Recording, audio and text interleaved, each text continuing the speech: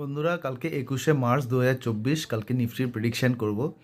Nifty আজকে একটা doji তৈরি করেছে, ফলে নন ডিসিভ একটা জায়গাতে রয়েছে। আজকে 200 পয়েন্টে আমরা মুভ দেখেছি অ্যারাউন্ড 21,900, যে মানে যে জায়গাটাকে ভাঙতে পারেনি, এবং তলার দিকে 21,700 এত অবধি কিন্তু ও নেমে এসেছিলো। নিফটির কিন্তু কালকে মনে করা যাচ্ছে যে কালকে কিন্তু একটা শর্ট কভারিং হতে পারে। যারা শর্ট নিয়ে রেখেছিলেন তারা তাদের সেই পজিশনগুলোকে তারা কভার করতে শুরু করবেন। ফলে নিফটি একটা ডাউনওয়ার্ডস একটা টেন্ডেন্সি কালকে আমরা দেখতে পারি।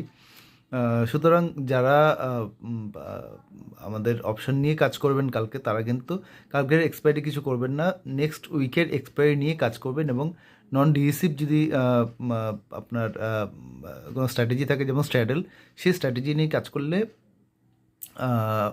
সুফল পাবেন। ভাল লাগলে সাবস্ক্রাইব এবং লাইক করবেন। ধন্যবাদ।